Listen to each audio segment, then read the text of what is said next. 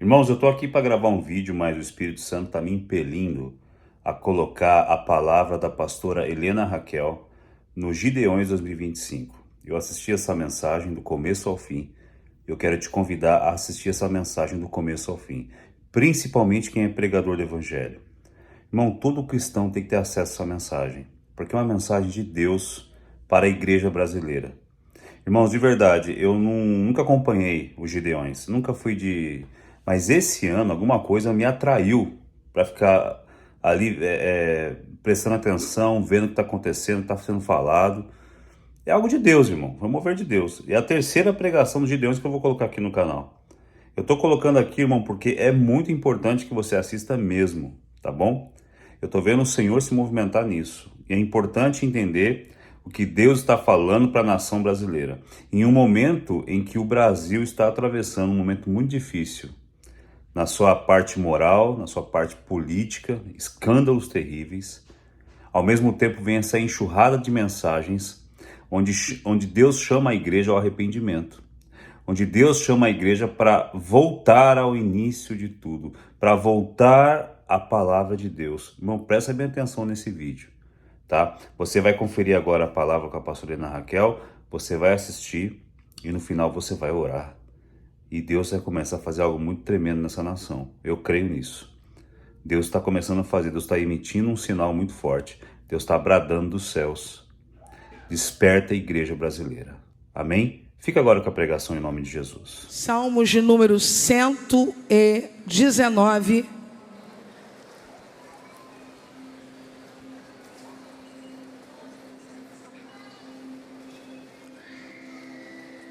A partir do versículo de número 100,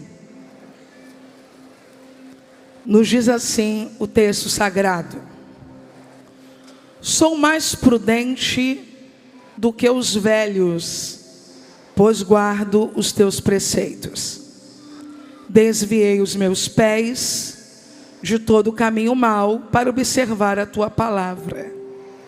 Não me apartei das tuas leis, pois tu mesmo me ensinaste. Quão doces são as tuas palavras ao meu paladar, mais doces do que o mel à minha boca. Dos teus preceitos alcanço entendimento, pelo que aborreço todo caminho errado. 105 que toda a igreja conhece. Vamos ler todos juntos? Lâmpada para os meus pés é a tua palavra e luz para... Vamos mais uma vez? Lâmpada para os meus pés. Senhor, acabamos de ler a tua palavra. Ela permanece no céu e é revelada à tua igreja pelas escrituras. Por causa da tua palavra, te pedimos que um exército seja levantado aqui. Glorifica o teu nome, Senhor. Fale e não te cales. Oramos em o nome de Jesus. Amém. Você pode sentar dando um glória a Deus?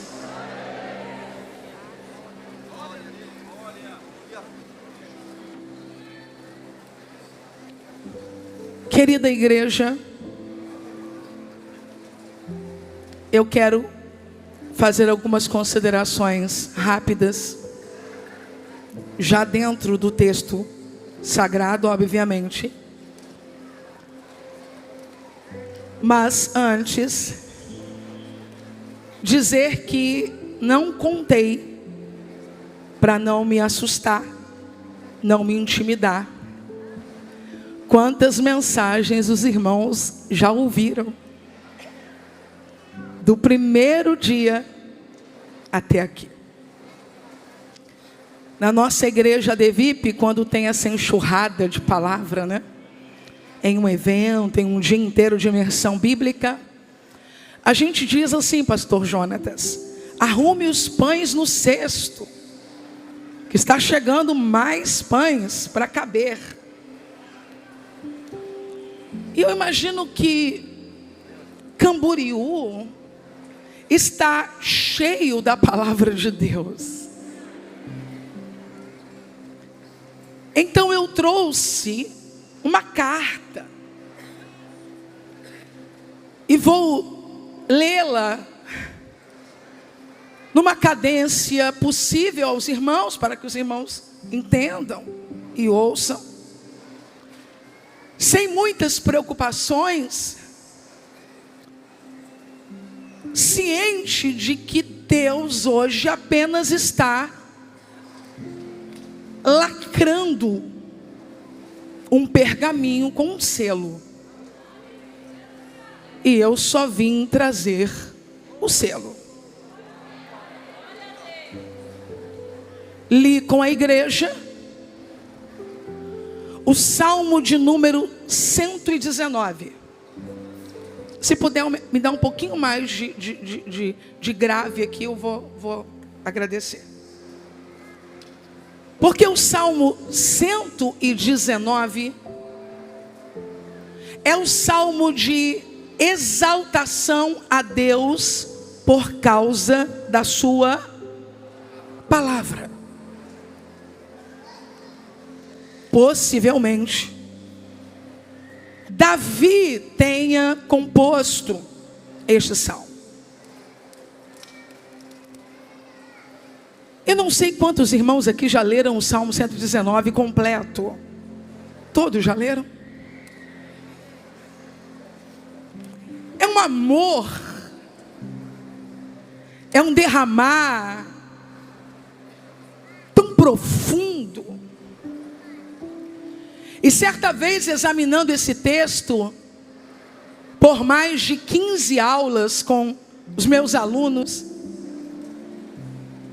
eu disse a eles que na paixão que o salmista esboça pela palavra, uma coisa me constrange: eles só tinham a Torá. O homem que está exaltando a palavra ainda não tinha lido o profeta Isaías dizendo: quando passares pelas águas, estarei contigo. Quando pelos rios, eles não te submergirão. Quando passares pelo fogo, não te queimarás, nem a chama arderá em ti. O homem que está exaltando a palavra ainda não havia lido. E há de ser que nos últimos dias, profeta Joel, do meu espírito derramarei sobre toda a carne. Vossos filhos e vossas filhas profetizarão.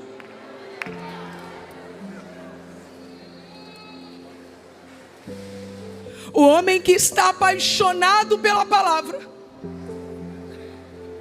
ainda não havia lido. No princípio era o Verbo, e o Verbo era Deus, e o Verbo estava com Deus.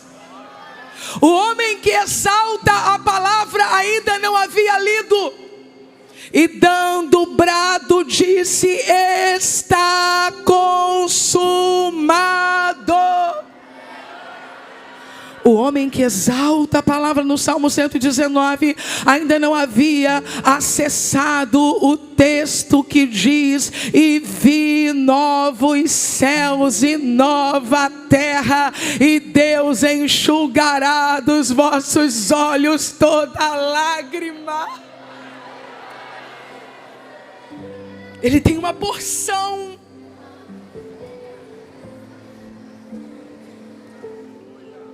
E ele diz: eu folgo, eu me recreio.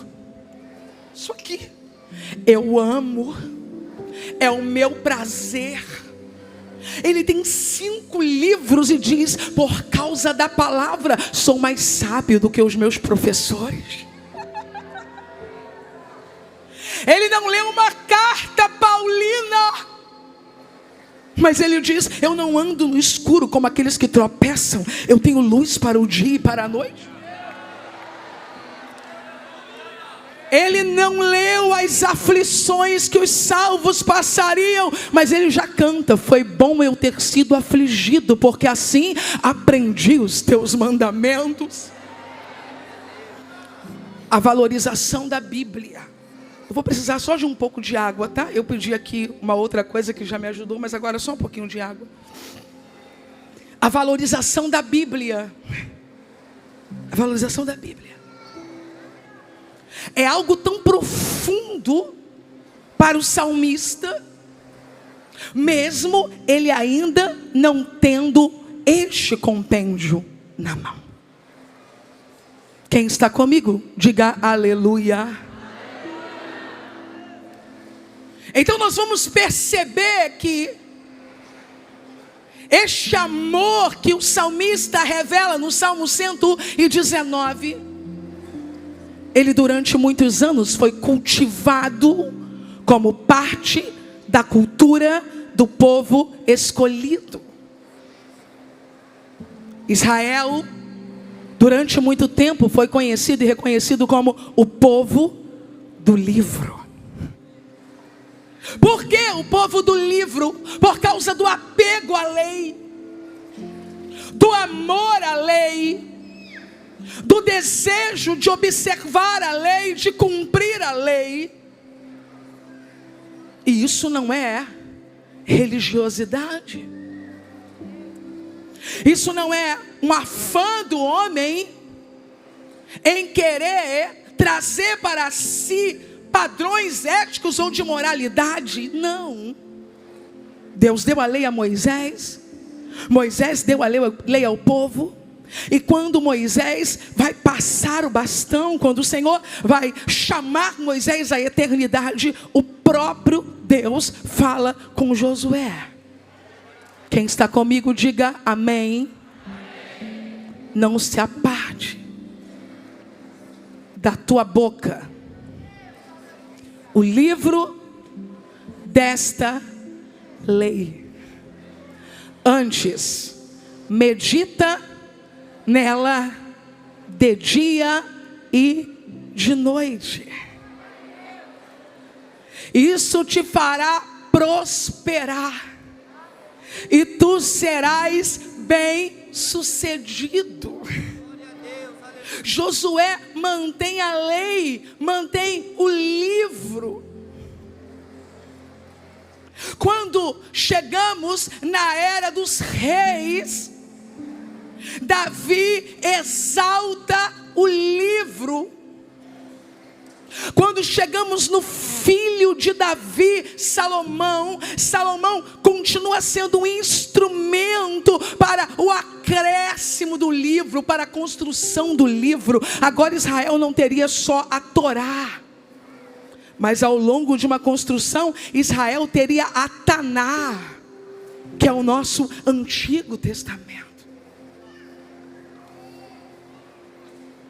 Você vai ver em momentos específicos Israel reunido e o livro da lei aberto.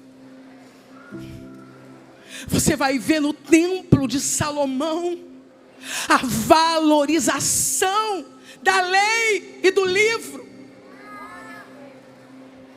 Só que após a morte de Davi. Quem está comigo, diga aleluia. Eu estou lendo a carta. Após a morte de Salomão, após a divisão do reino,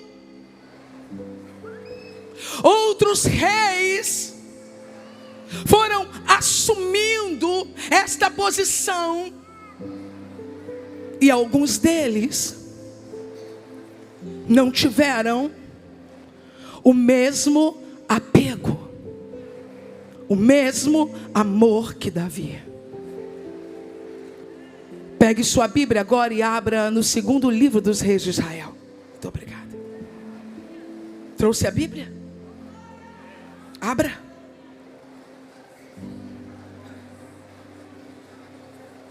Manuseie o livro. Manuseie o livro. Capítulo 22.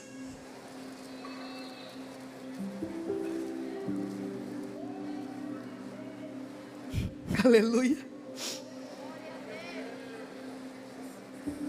Os sacerdotes, por consequente, também são responsáveis pelo apego.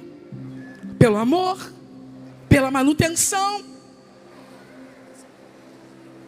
Mas após a morte de Davi, após a divisão do reino entre reino do norte e reino do sul, após uma série de reis ímpios que governaram, entre eles o terrível Manassés,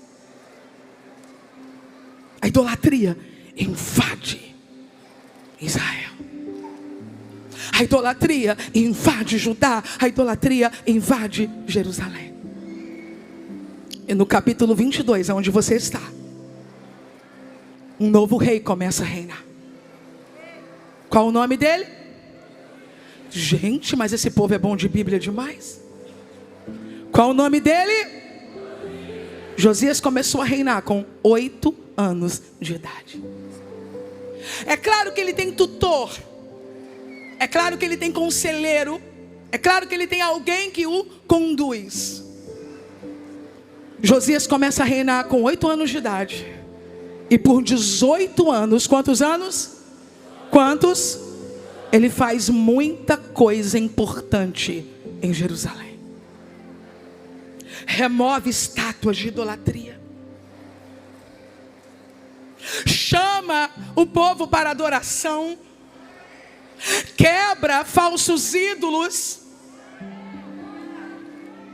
Só que existe uma coisa importante que Josias não acessou ainda, porque ministérios são gradativos. Não espere tudo de alguém ao mesmo tempo.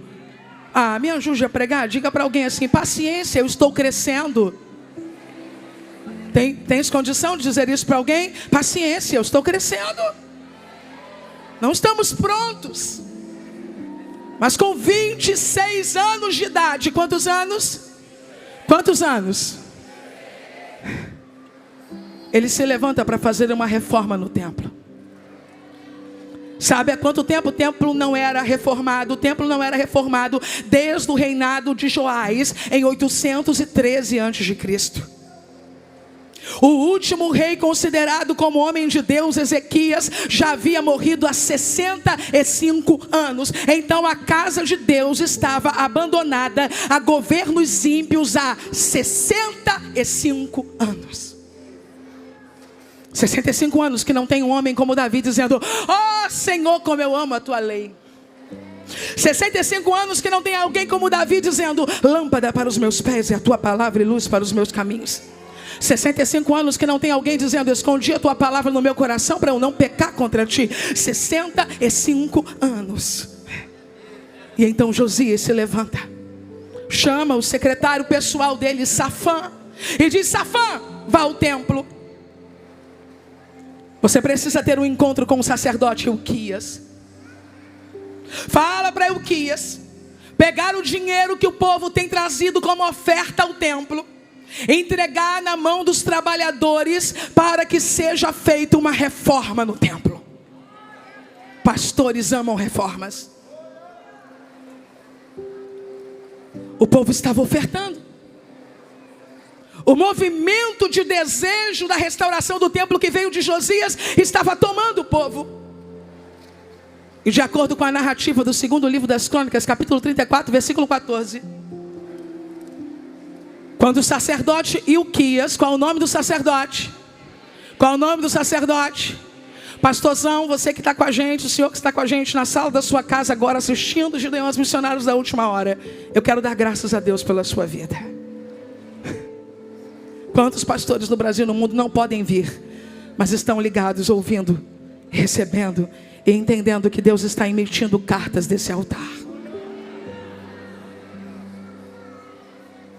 De acordo com a narrativa do segundo livro das Crônicas 34, enquanto começaram a mexer no dinheiro, distribuindo a oferta para que os trabalhadores restaurassem o templo, encontraram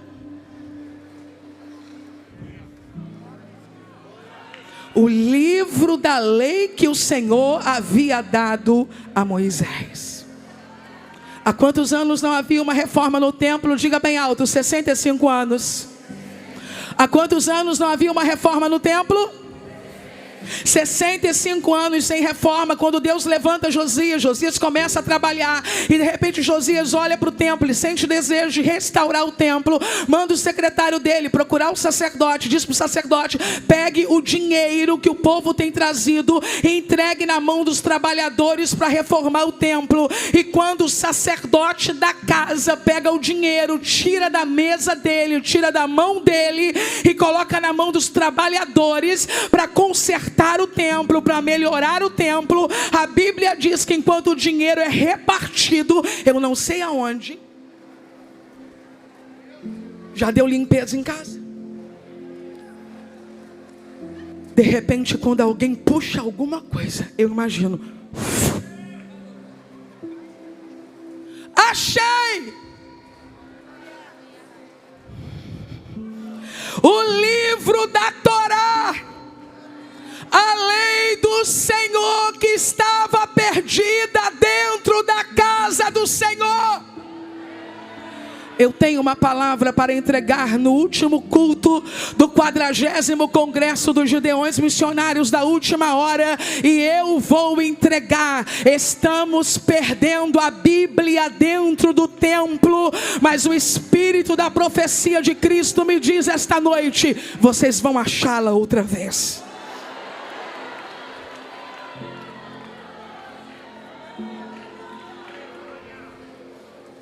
Safã havia ido ao templo para cuidar de uma demanda administrativa. Eu vou dizer de novo: Safã havia ido ao templo para cuidar de uma demanda administrativa. Mas ao chegar, ele encontra o sacerdote Ilquias, aquele que deve cuidar das demandas espirituais. Pastores cuidam das demandas espirituais, administradores cuidam das demandas administrativas. Quando o administrador chegou no templo para conversar com o pastor olhou para ele e disse: rapaz, eu não sou capaz de presumir quantas vezes o administrador encontrou o sacerdote antes do sacerdote encontrar o livro. Quando o sacerdote encontra o administrador sem ter encontrado o livro, o sacerdote é mais um administrador, como o administrador é. Mas quando o sacerdote encontra o livro, o sacerdote deixa de ser só mais um administrador e passa a conversar com o administrador como alguém que tem o livro.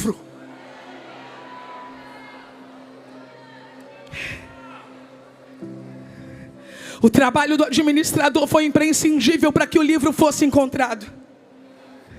Pois foi quando o dinheiro estava sendo conferido, retirado do templo para ser distribuído entre os que fariam a obra, que o livro foi achado. Eu vou entregar esta palavra e eu quero que você receba. Quando o dinheiro fica espalhado sobre a mesa do sacerdote, o livro de Deus fica encoberto. Mas quando o dinheiro vai para a mão dos que foram chamados para realizar a reforma, o sacerdote redescobre o livro.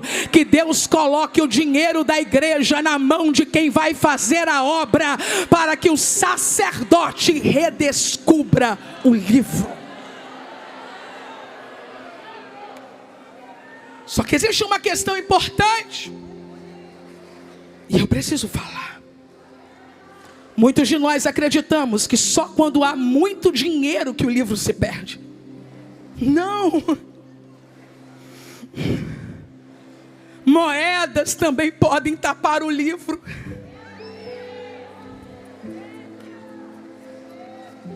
Nós vamos falar isso como pastores de uma pequena igreja que já foi muito menor do que é hoje. Na angústia de querer construir e não poder, de querer fazer e não ter, o sacerdote é tentado a se ocupar com o livro caixa e esquecer o livro de Deus. Eu nem sei o tamanho da tua luta, pastor. Eu nem sei o tamanho da tua luta. Você que paga aluguel no templo todo dia 10. Eu não sei o tamanho da luta. Você que tem uma folha de pagamento todo dia 5.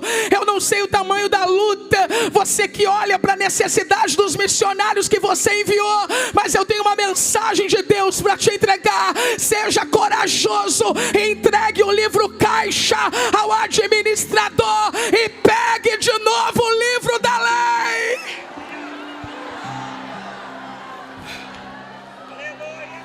Tenha coragem.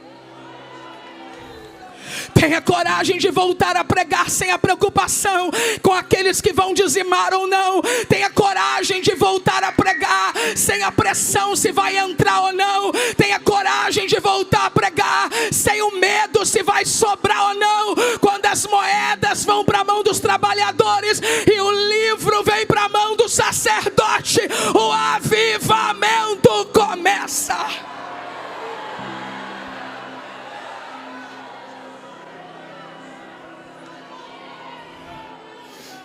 Quem está comigo, diga aleluia. Me dê um pouquinho mais de som aqui, meu irmão. Se você pode segurar na mão de uma pessoa, faça isso. Se não pode, deixa para lá. Mas se você puder, diga à pessoa que está do seu lado: o livro caixa pode desesperar você, mas o livro de Deus vai te mostrar milagres. Eu vim declarar uma palavra de provisão para ministérios que estão em choro. Eu vim declarar uma palavra de provisão para quem está dizendo: Deus, tu me iludiu. Como eu vou fazer agora? Muitos de nós acreditamos que pouco dinheiro favorece, outros acreditam que muito dinheiro favorece. Mas o que eu vim lhe dizer esta noite é que o livro caixa é um detalhe, quando o livro dos milagres está na mão da igreja.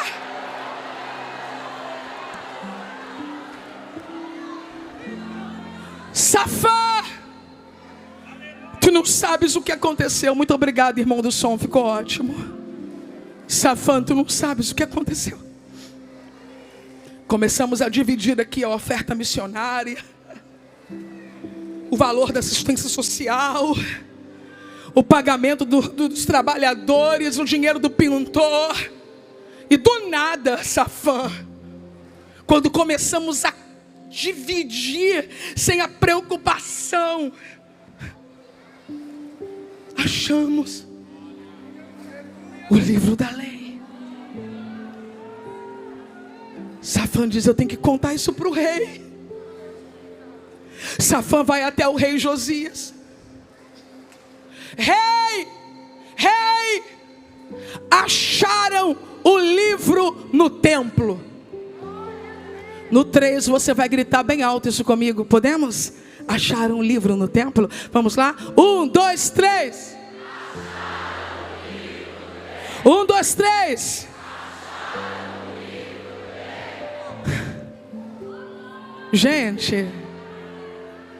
Gente, olha para mim.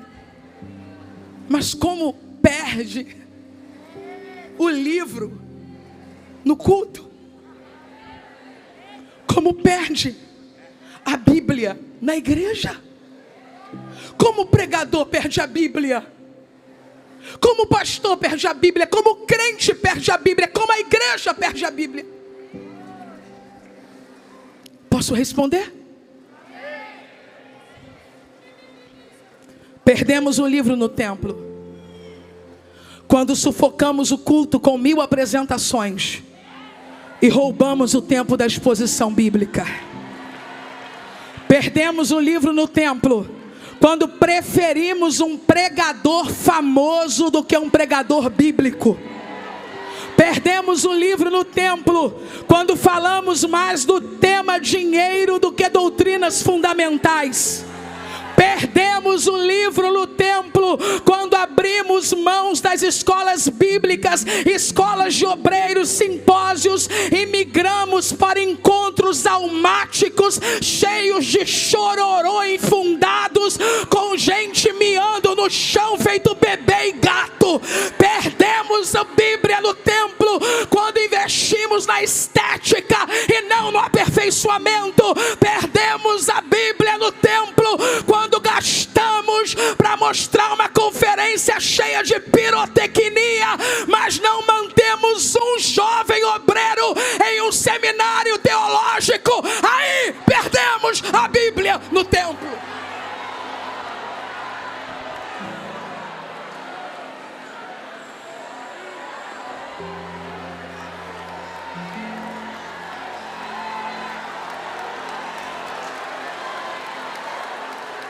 No 40º Congresso dos Gideões Missionários da Última Hora, eu quero pedir perdão aos mestres da igreja brasileira que não valorizamos, aos mestres que não ofertamos, aos mestres que não amamos, em detrimento a pregadores famosos e midiáticos que têm grandes cifras ou grandes números de seguidores. Eu não estou falando isso aqui porque esteja com dor de cotovelos. Eu estou dizendo isso aqui com mais de 1 milhão de seguidores no Instagram. Eu faço questão de pontuar isso para que você entenda que eu não vim aqui dizer que fama é pecado. Eu vim dizer aqui que se um mestre bíblico perde por causa de número de seguidores, é a igreja que está perdendo.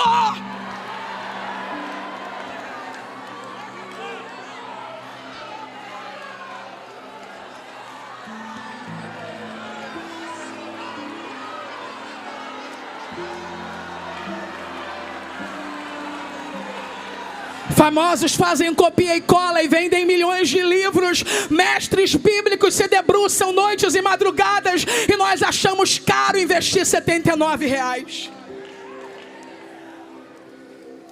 Pregadores famosos e reconhecidos recebem ofertas grandes e generosas como eu recebo. Enquanto alguns mestres nós perguntamos: você precisa de alguma coisa para chegar lá?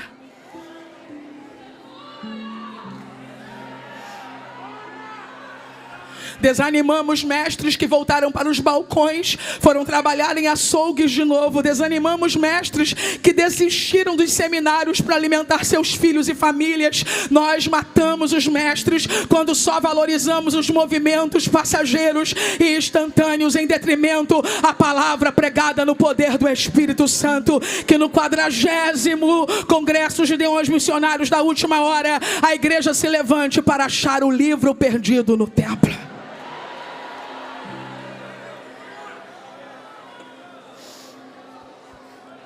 Perdemos o livro em casa. Perdemos o livro em casa quando fomentamos o uso de jogos e alta tecnologia, mas não incentivamos a leitura bíblica na nossa casa. Perdemos o livro em casa quando abrimos mãos do culto doméstico e envolvemos os filhos em múltiplas atividades. Todos querem ser jogador de futebol, atleta, judocas, dominando vários idiomas. Crianças cansadas e sobrecarregadas que não cultuam mais.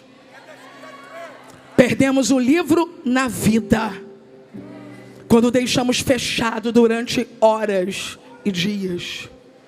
Perdemos o livro na vida quando maratonamos séries sem nunca ter lido a Bíblia completamente por uma única vez. Perdemos o livro na vida quando consumimos fofoca e não lemos um capítulo dele por dia.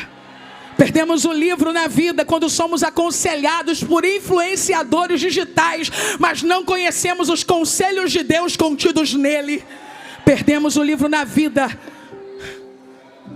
quando abrimos mão do único símbolo material que o crente tem da sua fé para reduzi-lo a um mero aplicativo. Se você trocou isto aqui por um celular, você perdeu a Bíblia na vida.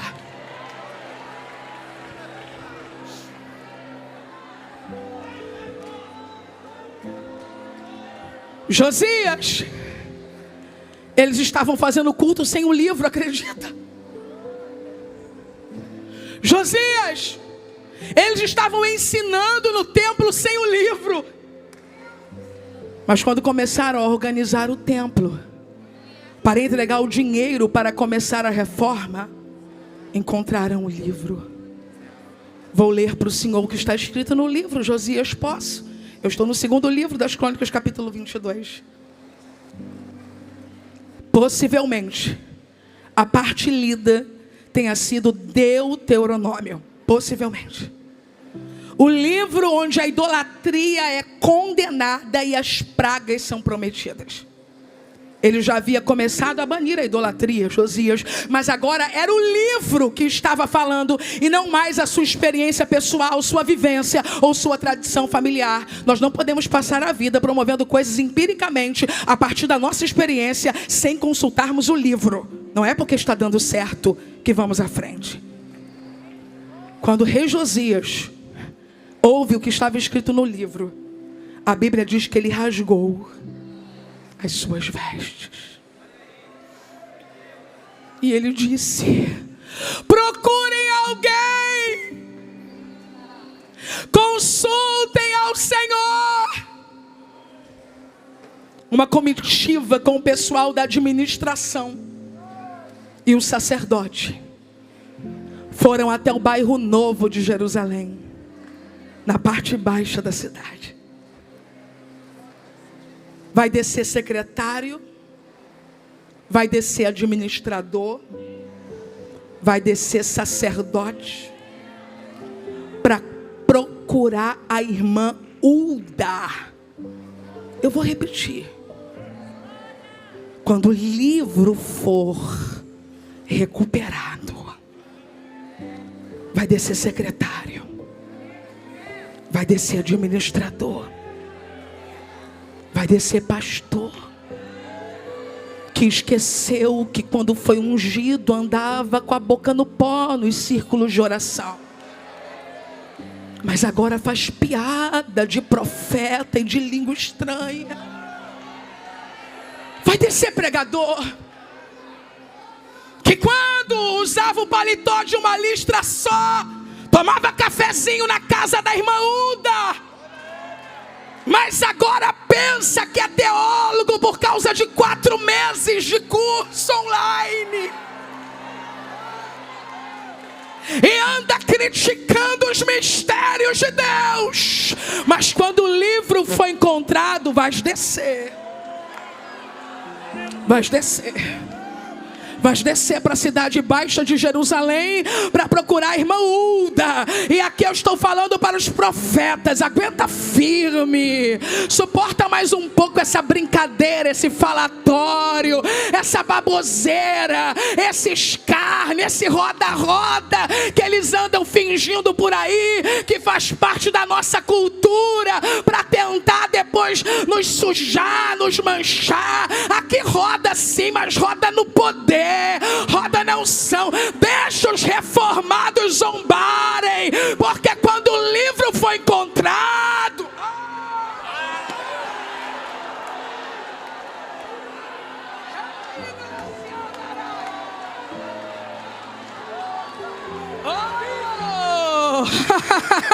quando começarem a ler o que não leram, eu não estou falando da perícope, eu não estou falando da bolinha marcada, eu estou falando da revelação. Quando a iluminação chegar,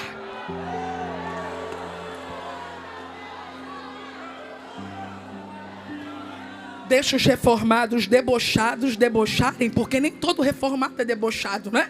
Então deixa os reformados debochados debocharem, junto com os falsos pentecostais debochados que debocham também.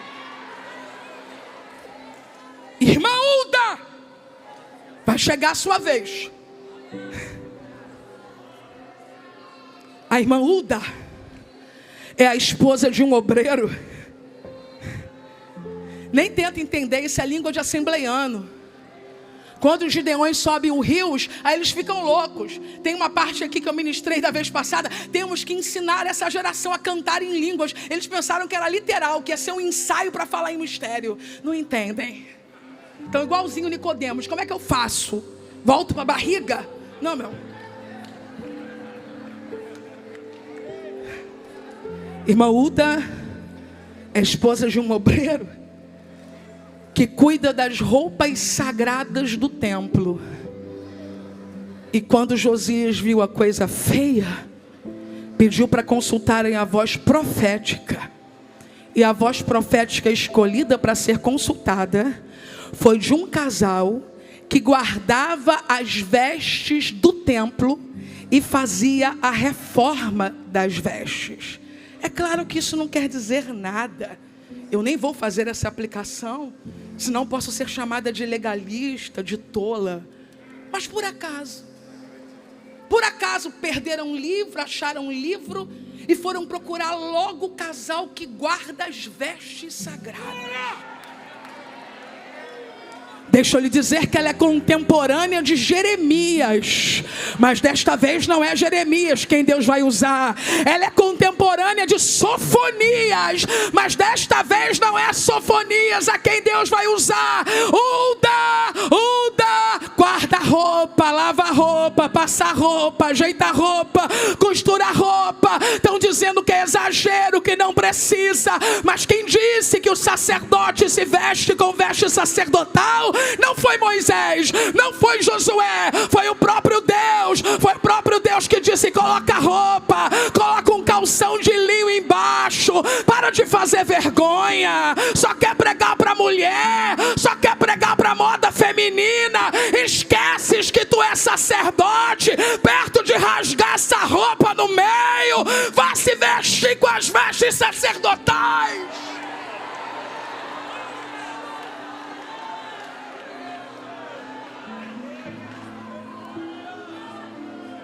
Estás tão bonito aqui nos Gideões e pregas de baby look nas outras igrejas. Vais à casa da irmã Uda consertar tuas vestes.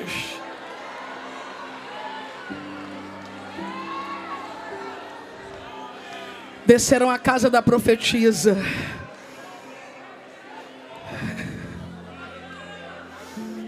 E ela disse a eles: diga ao homem que os enviou a mim.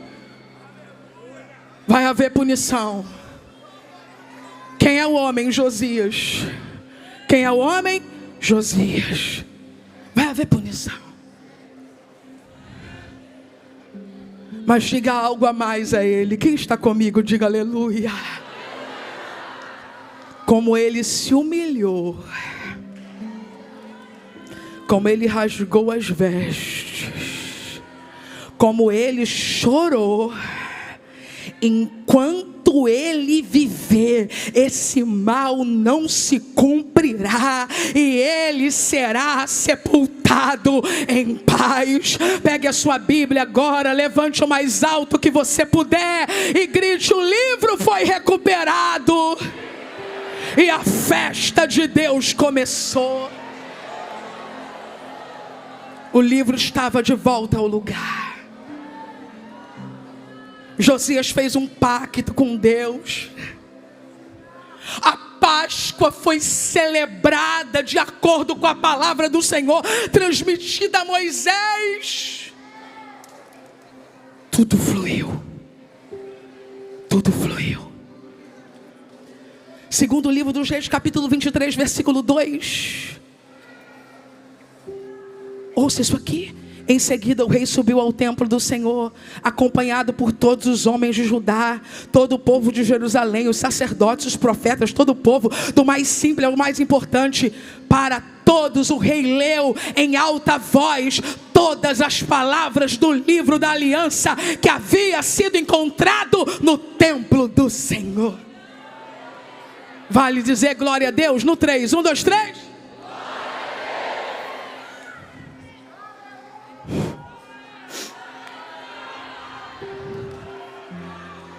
Foi maravilhoso. Quem está comigo, diga aleluia. Quem não foi embora, diga glória a Deus. Josias reinou 31 anos. Quantas coisas maravilhosas aconteceram, e foi nesse contexto que começou um grande ministério profético, o ministério de Jeremias. Josias morre e Jeremias chega a compor uma lamentação sobre isso, porque Josias foi um rei tão inclinado para restauração, para adoração. Quando ele morre, Jeoacás começa a reinar.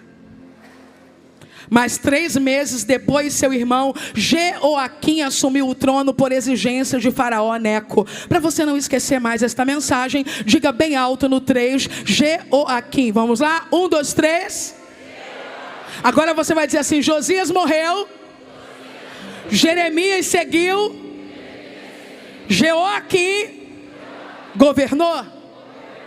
Josias morreu, mas o profeta Jeremias estava vivo. O ministério dele começou nos dias de Josias, 5 anos antes do livro ser encontrado. Durante 18 anos, Jeremias profetizou tendo um crente no trono. Gente, quando tem um crente governando, profetas fluem.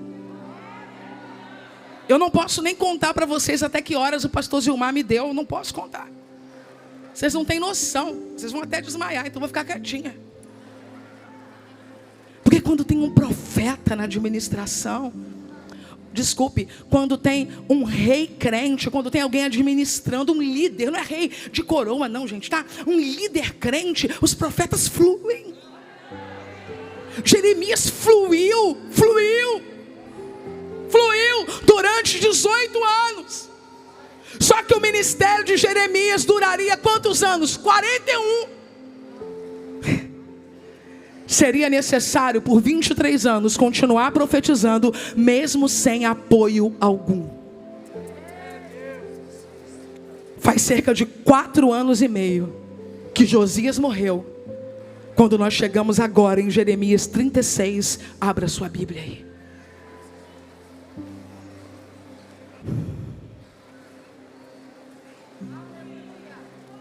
Tem mais alguém feliz aqui ou só eu? Estou sentindo o gozo da salvação, igreja.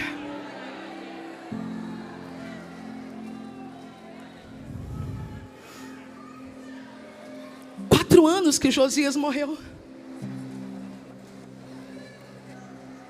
Jeoaquim está no trono. E o que voltou?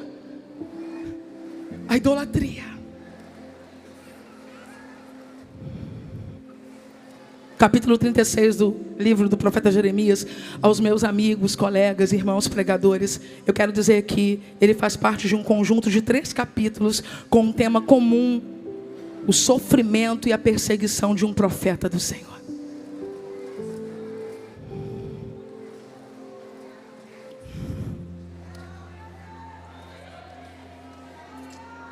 Até aqui, capítulo 36. Jeremias era um profeta para o povo. Eu ainda estou falando da mesma história, ok? Mas agora, com ordem de Deus, ele terá que começar a escrever a profecia, a palavra de Deus, o seu livro, o livro do profeta Jeremias. E do momento em que ele começa a escrever, ele deixa de ser um profeta para um povo, ele passa a ser profeta para todas as gerações. Profeta Jeremias é profeta na sua vida quando você lê Jeremias? Então é isso. O trânsito está aqui em Jeremias 36. O Senhor chama Jeremias e diz assim: Jeremias, escreva. 1, 2, 3, escreva. Vamos lá? 1, 2, 3. Você tem algum pregador que você ama aqui sentado perto de você? Alguma pregadora? Olha para ela ou para ele, dá essa ordem de Deus aí para ele, fala: fulano, escreva. Pastor Jailson, escreva. Pastor Jonatas, escreva. Escreva. Pastor Moisés, nem pensar, né? Escreva. Pastor Michele, faz o pastor Moisés escrever. Albert, Erlon, escrevam. Clarinha, escreva, Clarinha. Quero prefaciar seu livro, Clarinha, escreva. Escreva. Escreva. Olha o que Deus diz para Jeremias. Eu estou no versículo 3.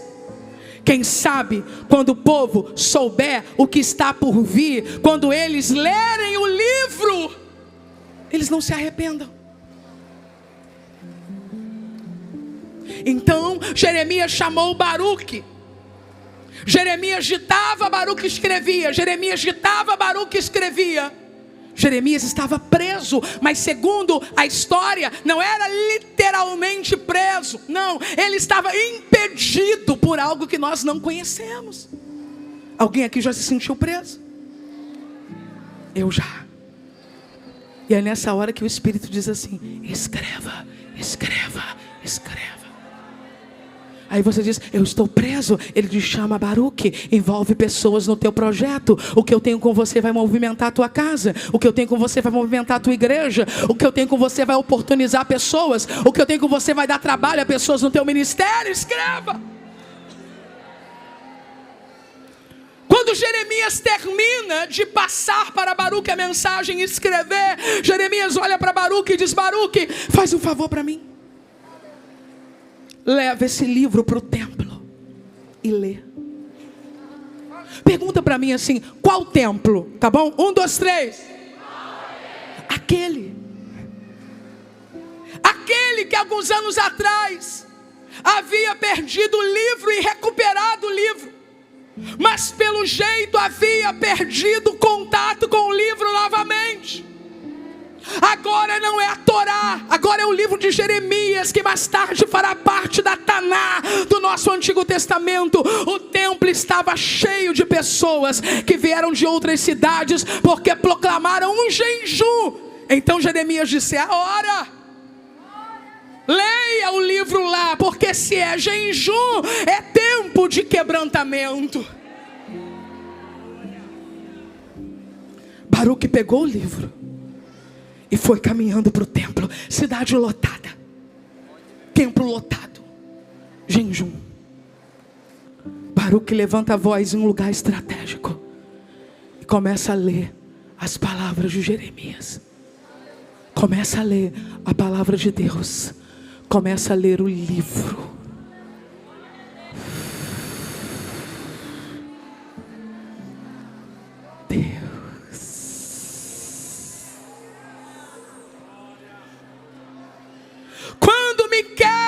Ouve o livro sendo lido,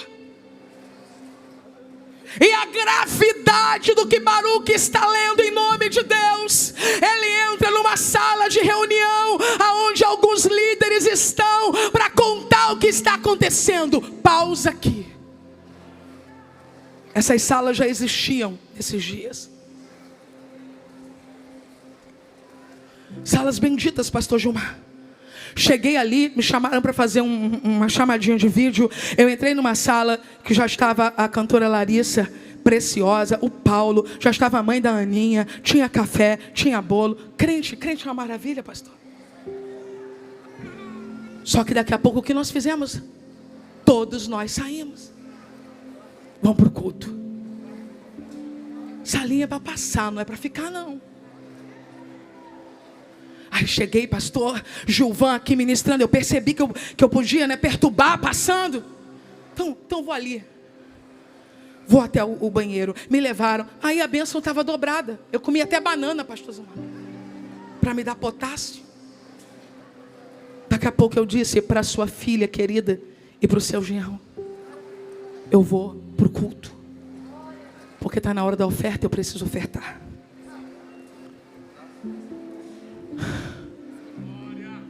Pastor, fecha essa sala, onde essa gente que não gosta de culto nem de Bíblia passa o tempo todo comendo e bebendo, pensando que está na própria casa.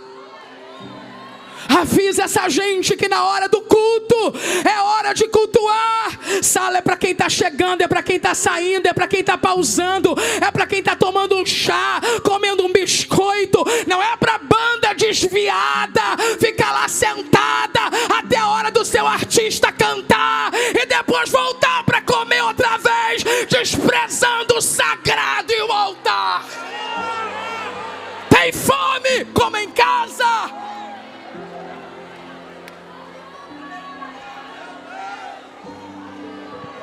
É a hora do meu artista, vou lá tocar, acabou meu artista, eu saio. Até quando nós vamos dar manutenção para esse abuso?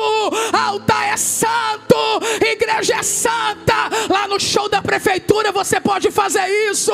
É show, é camarim, passa um, vem outro, é assim mesmo que funciona. Aqui não! Pega na mão desse crente de Deus que está do teu lado e grita para ele: sai da salinha e vai ouvir o livro.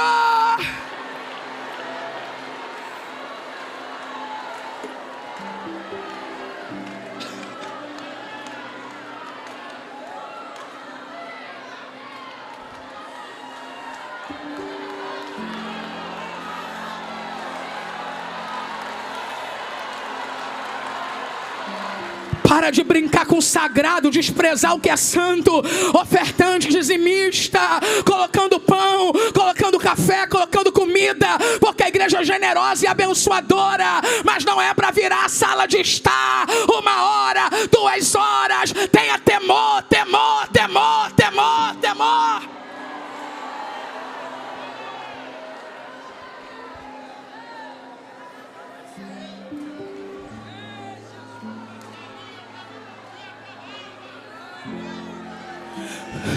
Os católicos dizem que a missa é santa, e eu me peguei pensando esses dias, depois de ver um abuso desse. Passei mal. Um abuso desse. Passei, comendo tava, comendo ficaram. Fui para o culto, ouvi a serva de Deus pregar, que pregou antes de mim. Daqui a pouco veio a turma, estourou o som, 30 minutos. Levantou, foi tudo embora. No final eu queria um tecladista, não tinha, eu tive que cantar. Organizadores de congresso, conferência, somos nós que temos que acabar com isso. Chama crente para cantar e crente para tocar. Crente participa de culto.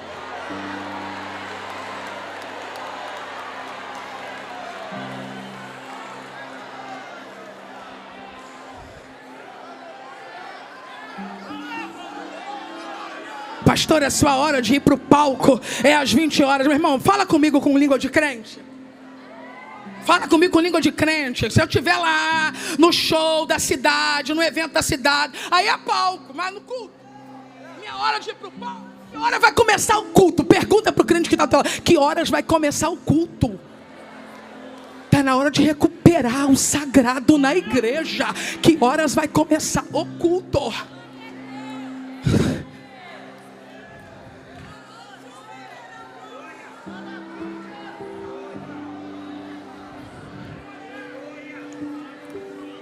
Bíblia sendo pregada,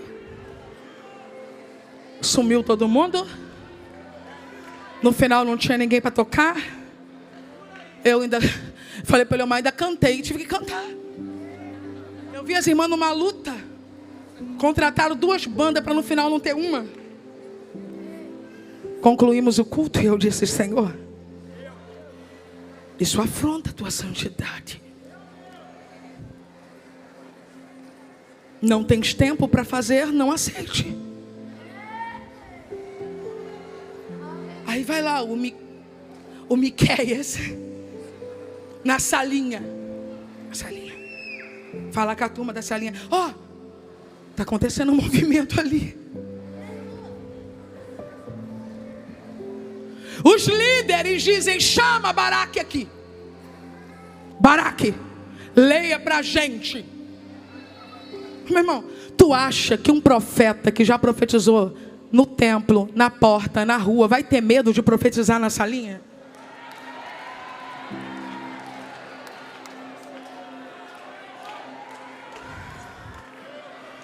Quando Baraque começou a ler Baraque começou a ler as palavras de Jeremias, eles olharam um para o outro, sentiram medo e disseram: precisamos falar isso para o rei. Lembra quando Safã foi no templo e o sacerdote disse: achei o livro, e ele falou: tem que contar isso para Josias. Essa turma está pensando a mesma coisa, vamos lá e vamos contar isso para o rei. Mas antes da gente subir para falar com o rei, responda uma coisa aqui. Baruque, como foi isso? Isso é coisa de Jeremias, não é? Ele responde: sim. Ele dita e eu escrevo. Aleluia. Eu vou repetir. Ele dita e eu escrevo. Ele dita, eu escrevo. Ele dita, eu escrevo. Ele dita, eu escrevo. Aí os homens olharam para ele e disseram: ó, deixa esse rolo aqui em cima e vai se esconder você e Jeremias. Já sabiam no que ia dar. Tem mensagem que a gente entrega, mas já sabe no que vai dar.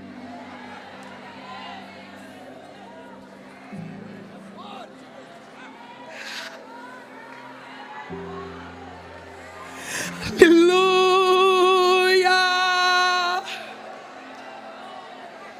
Eles foram até o lugar onde o rei estava, contaram para o rei o que estava acontecendo e disseram: rei, ouça o que está acontecendo. O rei olha para eles e diz: Gelde, pega o rolo, traz o livro. Eu quero o rolo e o livro aqui. Parece a mesma cena quando Safã trouxe o livro para o rei Josias. Parece a mesma cena, mas não é. Gelde, o secretário, está lendo. E o rei está com um braseiro ao lado dele. Quem está comigo, diga aleluia. Quem não foi embora, diga glória a Deus. Eu acho que essa cena está apropriada para um avivamento, né? Nos dias de Josias não tinha braseiro, mas agora nos dias deste rei tem um braseiro do lado dele com fogo aceso. Se sou eu, já fico animado, porque assembleando, quando vê fogo na cena, já fica animado. Lê aí, Gelde.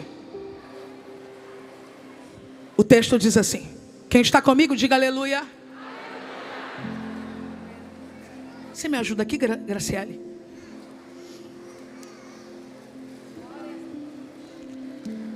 Princesa do Eterno. Você segura para mim. Ó, era assim. Lê, Gelde. Aí o Gelde lia. Segundo o texto sagrado, ele lia 3 ou 4 colunas. E Joaquim dizia assim: me dá aqui.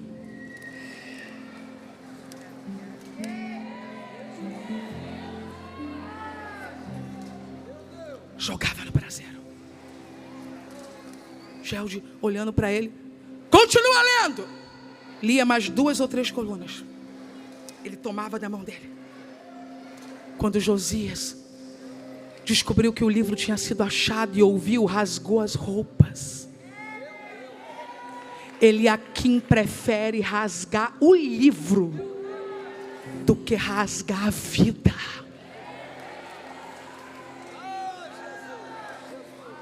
Obrigado, querida. Ele pega uma faca de escrivão, corta o rolo, corta o livro e joga no braseiro. Corta o livro e joga no braseiro. Note, ele não destruiu o livro de uma só vez. Ele foi cortando e queimando, até que o rolo inteiro foi queimado. Quem vai anunciar num culto: a partir de hoje não usamos mais a Bíblia nessa igreja? Ninguém. Então o que se faz? Se queima num braseiro, lentamente, pedaço por pedaço. Vocês ainda estão comigo? Diga aleluia. Levante sua voz e pergunte assim bem alto: quando queimamos a Bíblia no braseiro? Quando fazemos do nosso apego denominacional, de nossas tradições, nossa base. Quando a base é ela. Quando constituímos líderes sem observar as condicionais dela. Quando chamamos de casamento o que ela chama de fornicação. Quando chamamos de união, o que ela chama de abominação. Quando chamamos de amor, o que ela chama de desobediência. Jogamos a Bíblia no braseiro quando somos tolerantes com a prática do pecado, deslumbrados pela maestria de alguém no uso de um dom. Jogamos o livro no braseiro quando fazemos de missões um departamento esquecido na igreja, ignorando a ordem da grande comissão. Jogamos a Bíblia no braseiro quando fazemos longos projetos, ignorando o que ela diz sobre os últimos dias. Jogamos a Bíblia no braseiro quando esquecemos, nós esquecemos que no tribunal de Cristo nós compareceremos e vivemos como se o arrebatamento não existisse, pregando aos outros e sendo reprovados. Aí jogamos o livro no braseiro.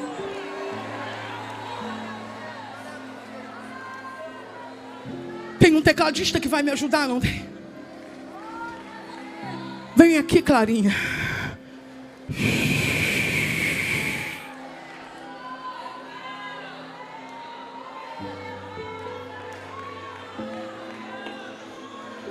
A comitiva de Josias desceu até Uda para consultar a voz profética. Mas a comitiva de Joaquim recebeu ordem para prender Jeremias, calando a voz profética.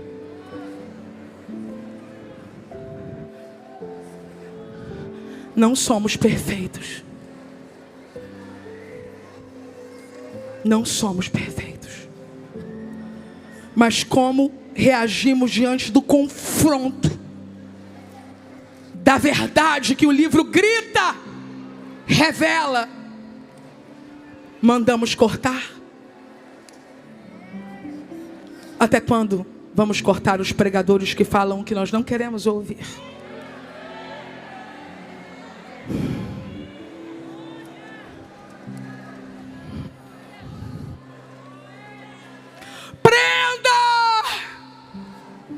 Não foi possível. Igreja do Deus vivo, o Senhor já tinha escondido Jeremias.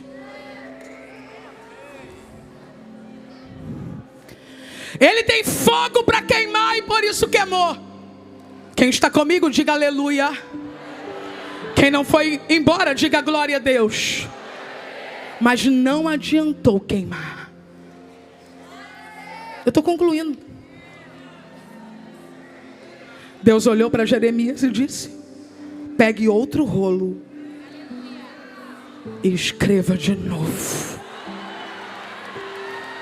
Se você está cheio do Espírito Santo, aponte para alguém que você conhece o nome, grita o nome dessa pessoa e fala: fulano, escreva de novo. Aponte para alguém, grita para esta pessoa, diga o nome dele e fala: fulano, pregue de novo, apacente de novo, cante de novo, discipule de novo, jejue de novo, chore de novo, clame de novo, grite de novo, abrace de novo, perdoe de novo. O rei tem um braseiro para queimar papel, mas não pode queimar o ministério.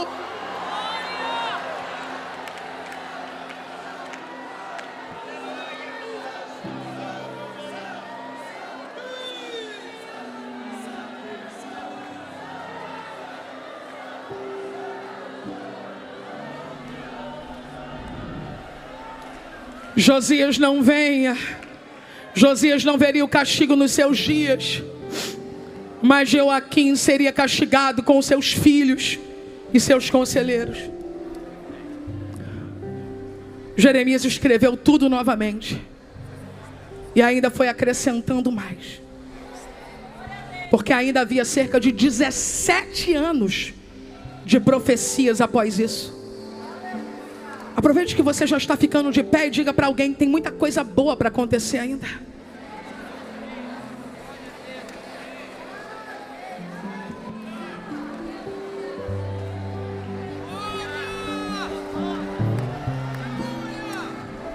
...66 livros... Nenhum rei no mundo antigo pôde impedir a conclusão do livro. Nem o exílio, nem a destruição do templo, nada pôde extinguir a voz do livro. Estava tudo marcado, Ana Clara. Tudo orquestrado por aquele que tudo governa. Evangelho de Jesus, segundo escreveu Lucas capítulo 4, ele está iniciando o ministério.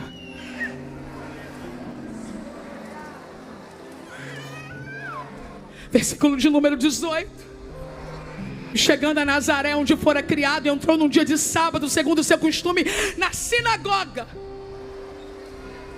E levantou-se para ler. Foi-lhe dado o livro do profeta Isaías. E quando abriu o livro, achou o lugar em que estava escrito: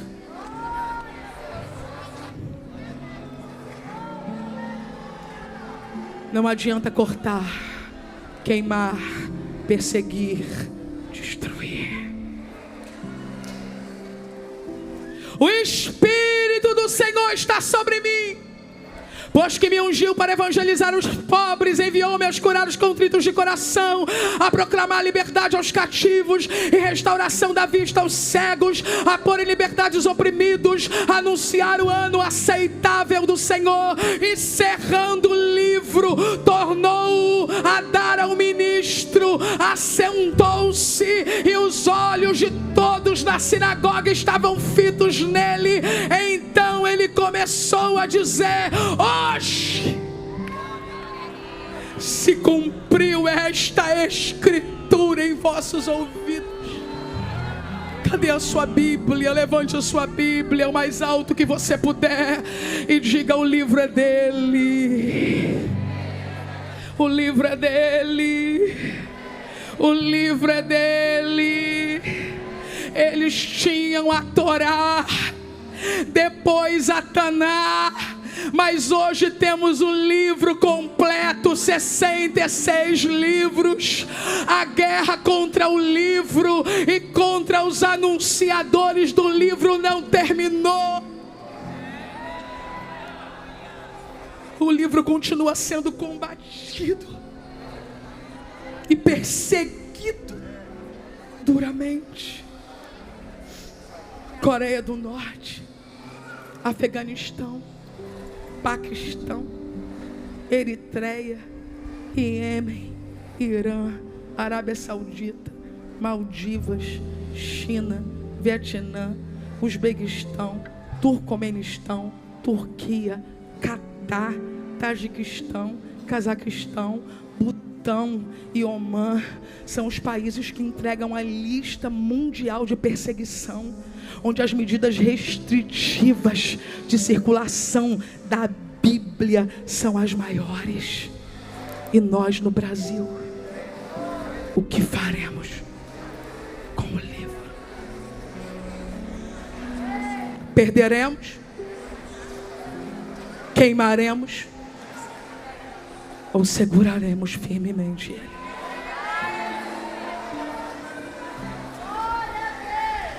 Eu quero orar com esta igreja. Querida igreja, último culto deste congresso. Eu preciso neste momento fazer algo de forma muito objetiva.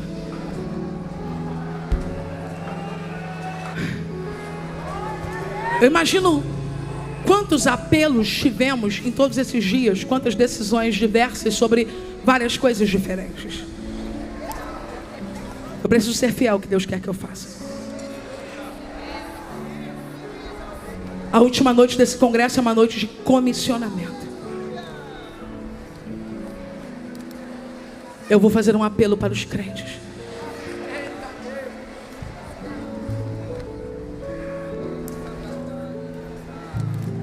Me dê 5 minutos só.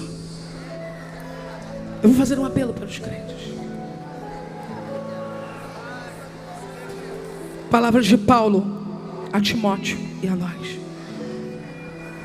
2 Carta de Paulo a Timóteo, capítulo 4. Conjuro-te, pois, diante de Deus e de Cristo Jesus, que há de julgar os vivos e os mortos na sua vinda e no seu reino. Prega a palavra. Prega a palavra. Insta a tempo e fora de tempo. Eu tenho um apelo aos crentes hoje. Admoesta, repreende, exorta, com toda a longanimidade e ensino. Porque virá tempo em que não suportarão a sã doutrina, mas tendo coceira nos ouvidos, cercar-se-ão de mestres, segundo as suas próprias cobiças, e se recusarão a dar ouvidos à verdade, voltando às fábulas. Apelo para esta noite. Tu, porém, sê sóbrio em tudo, sofre as aflições, faze a obra de um evangelista, cumpre bem o teu ministério. Para a última hora da igreja, o meu apelo nesta noite é: se você é esta pessoa que, apesar das suas fraquezas, que são muitas como as minhas, ou talvez até menos do que as minhas, mas se você tem um sim para ser um anunciador da Bíblia Sagrada, da Palavra de Deus, para amá-la, divulgá-la, ensiná-la aos teus filhos, motivar os jovens da sua igreja, coloque a sua Bíblia na altura do seu peito, se você está dizendo sim para esse apelo. Porque esta é uma noite de comissionamento. Daqui não sairão, Clara, queimadores do livro. Daqui não sairão ministros que perderão o livro.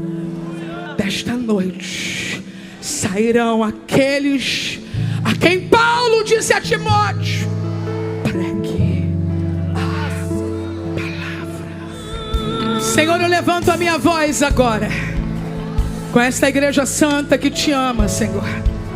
Nós chamamos e amamos a tua palavra, lâmpada para os nossos pés e a tua palavra e luz para os nossos caminhos. Oh, uma multidão dizendo sim esta noite. Há pessoas que estavam afastadas dizendo sim esta noite. Há pessoas que estavam desistidas dizendo sim esta noite. Agora mesmo em casa, agora mesmo na rua, através de um smartphone, tem alguém dizendo sim. Oh Deus, usa este homem e esta mulher para pregar a tua palavra em Jerusalém, Judeia, Samaria e até os confins da terra. Satanás não pode impedir o avanço do livro nem da igreja. Nós somos teus, tu tens o nosso sim, tu tens a nossa vida. Oramos pelos nossos irmãos que estão em países onde a circulação da Bíblia é restrita, para que eles sejam fortalecidos na fé, no homem interior. Que o mesmo poder que envolve esta igreja agora os envolva também esta noite. Os nossos irmãos encarcerados, os que estão enfermos em um leito, poder de Deus que emana deste altar por causa da palavra, alcance-os e levante-os para o louvor da tua glória. Oramos crendo em o nome de Jesus. Amém. Se você puder abraçar apertado alguém, dizer a ele isto, diga: pregue a palavra.